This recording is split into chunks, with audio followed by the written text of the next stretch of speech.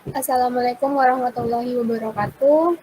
Kami dari kelompok 7 ingin mempresentasikan hasil dari final project kami dari mata kuliah struktur data dengan dosen pengampu Bapak Bayu Setia Aji, Mkom.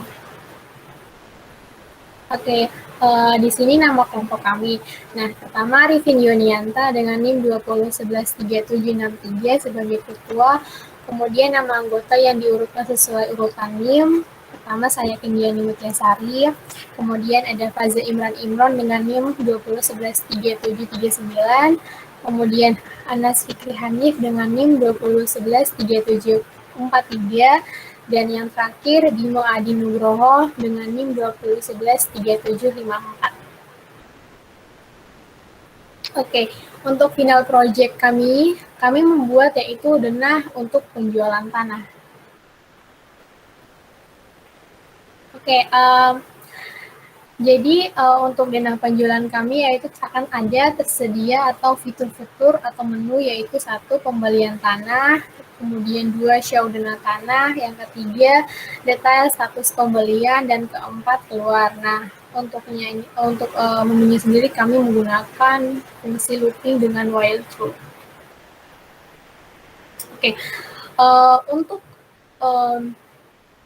tujuan utama tentang final project yaitu ketentuan utama yaitu penggunaan stroke dalam array yaitu 1. Di mana kami akan menggunakan stroke yaitu pada variabel pembeli yang di mana situ memuat nama, alamat, nomor telepon, dan NIK. Kemudian pada variabel tanah yang memuat kode tanah, harga tanah, dan ukuran tanah. Kemudian lanjut tentang sistematis program. Nah, pada sistematis program, ini yang pertama ada show denah tanah, kemudian user membeli peta tanah berdasarkan kode yang telah tersedia, dan kemudian user mengisi identitas sebagai klaim atas pembelian salah satu dari denah tanah tersebut yang telah diusul sebelumnya. Kemudian data akan tersimpan status tanah untuk menjadi sold. Oke, lanjut. Oke, tentang pertama penjelasan menu pembelian. Nah, setelah saat pertama kali kode dijalankan, maka di situ akan muncul pembelian peta tanah. Silakan pilih menu 1. Pembelian tanah, 2. Show denah tanah, 3. Detail status pembelian, dan 4. Keluar. Di mana di situ maksudnya adalah user diperintah untuk masukkan pilihan antara 1 sampai 4 dengan penggunaan getline, dan setelah user memasukkannya maka akan dikembalikan nilainya 0 yaitu dengan menggunakan pengembang membalikan nilai. Kemudian dilanjut. Oke. Kemudian sistematis program. Nah, pertama show denah tanah yaitu kami menggunakan array yang dideklarasi dengan variabel i yang terhubung dengan fungsi tanah. Selanjutnya dijelaskan oleh teman saya. Selanjutnya penjelasan teknis denah sebagai berikut. Di bagian sebelah kiri terdapat interface user yang akan muncul pada program. Lalu pada kanan adalah kode program untuk denah tersebut. Yang pertama, sistem CLS untuk membersihkan setiap kita masuk pada fungsi denah tanah. Jadi ketika kita masuk ke dalam fungsi tersebut, maka string akan langsung dibersihkan pada slide sebelumnya. Selanjutnya untuk perulangan untuk pengecekan yang akan selanjutnya pada slide berikutnya, dan color juga. Lalu di sini terdapat logika untuk memberikan warna. Jika terjual maka akan berwarna hijau, jika belum terjual maka akan berwarna merah. Next. Pada bagian 1, cara mengenali denah elemen array yang sudah terisi atau belum. Yaitu untuk mengatasinya kami menandakan warna merah untuk yang belum terjual dan hijau untuk yang terjual. Next. Selanjutnya untuk fungsinya kami menggunakan set console text attribute get std handle std output handle diisi pada fungsi color. Di sini kami menggunakan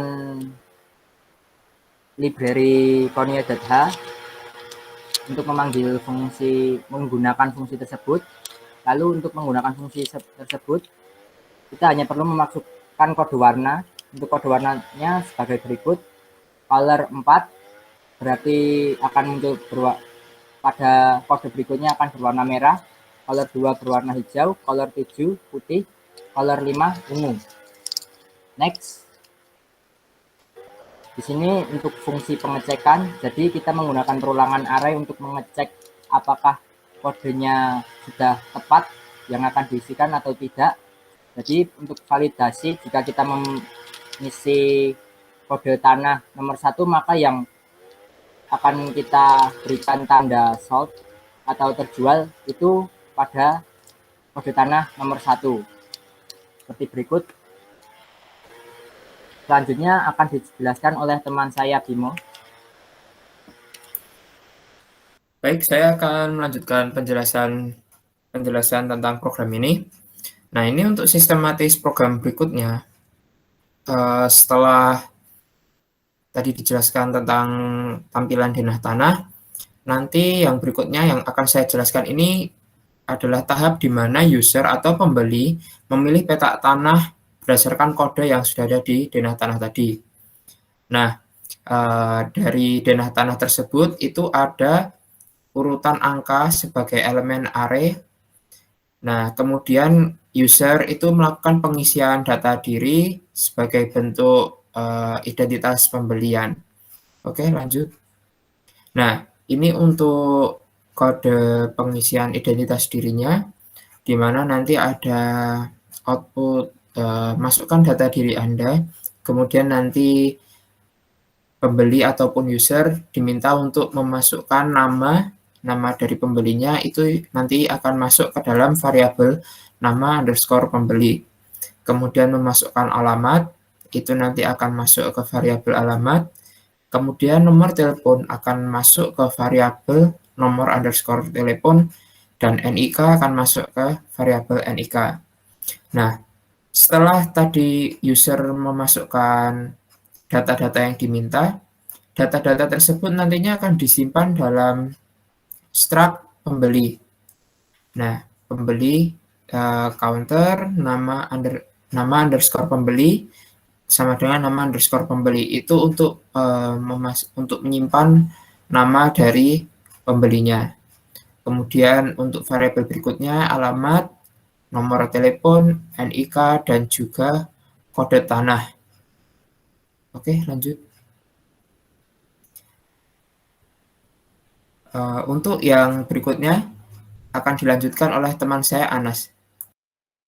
Oke, di sini saya akan melanjutkan untuk sistematis program ketiga, yaitu tadi setelah user menginputkan data-data yang sudah dibilang sama Bimo tadi, maka status tanah dia akan menjadi sold out. Tandanya sold out nantinya dia akan berwarna hijau pada petak tanahnya. Dan data-data yang dimasukkan tadi dia akan tersimpan pada array dalam struct pembeli. Oke, next. Nah, kadang bisa saja muncul pertanyaan, apakah bisa memilih denah tanah yang sudah terpilih atau terbeli sebelumnya? Jawabannya adalah tidak bisa. Mengapa?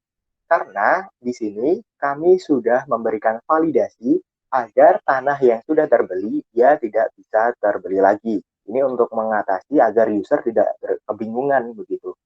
Kalau tanah yang sudah terbeli tidak bisa dibeli lagi. Oke, next. Nah, ini adalah kode program untuk menu ketiga, yaitu menu riwayat pembelian. Di sini nanti sebelumnya user diminta untuk menginputkan kode tanah yang ingin dilihat riwayat pembeliannya. Kemudian di sini kita memasukkan struktur if, di mana struktur ini untuk mencari kode tanah yang dimaksud. Jadi di sini kita mencarikan kode tanah tersebut agar untuk menampilkan tanah yang dimaksud. Di mana ketika kode tanah yang dimasukkan oleh user itu cocok dengan kode tanah yang ada pada program, maka sistem akan mengoutputkan kode tanah, ukuran, harga, dan status tanah yang dimaksud tadi.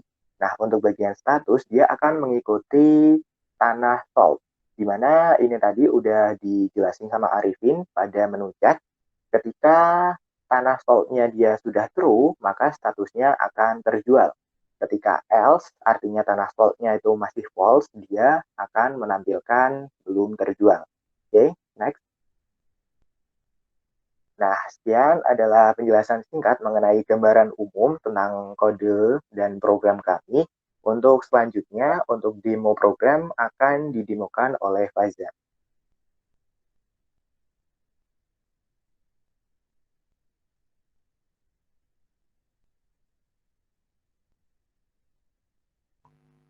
Baik, di sini saya akan mendemokan program yang telah kami buat.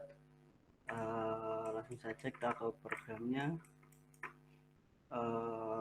Pertama, mari kita compile dulu. Saja kita ke programnya. Nah, untuk program utamanya seperti ini. Ada judul pembelian petak tanah dan ada menu-menu. Di sini ada 4 menu. Menu yang pertama yaitu menu pembelian tanah, menu kedua yaitu show denah tanah, dan menu ketiga detail riwayat pembelian. Nah, untuk menu keempat yaitu untuk keluar aplikasi. Mari kita coba yang menu pertama yaitu pembelian tanah. Kita masukkan nomor 1. Nah, untuk tampilnya seperti ini. Nanti disediakan denah petak. Ini petaknya seperti ini.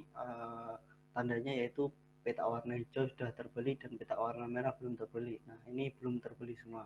Mari kita coba untuk membelinya. Misal kita masukkan angka nomor 2. Kita disuruh untuk memasukkan data diri. Kita masukkan, acak saja. Sini kita disuruh untuk memasukkan data diri yaitu nama, alamat, nomor telepon, dan NIK. Kita coba enter. Apa yang terjadi, kita coba ke menu yang kedua yaitu show denah tanah. Menu kode nomor 2 tadi yang sudah dibeli maka warnanya akan berubah menjadi hijau. Seperti itu. Mari kita coba untuk menu yang ketiga yaitu detail riwayat pembelian. Nah, ini untuk melihat status tanah tersebut. Kita coba nomor 2 tadi yang sudah kita beli, maka akan muncul seperti ini: kode 2, ukuran, harga, dan status terjual. Kita sudah membeli kode nomor 2 tadi. Yang terakhir kita coba mengecek validasinya tadi, apakah bisa membeli tanah yang sudah terbeli atau tidak. Mari kita coba untuk pembelian lagi.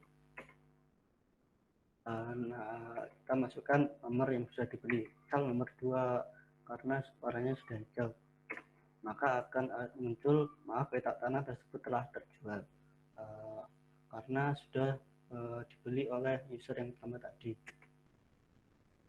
Oke, kita coba melakukannya yaitu keluar aplikasi. Nah, seperti itu untuk demonya. Sekian dari kelompok kami, kurang lebihnya mohon maaf. Wassalamualaikum warahmatullahi wabarakatuh.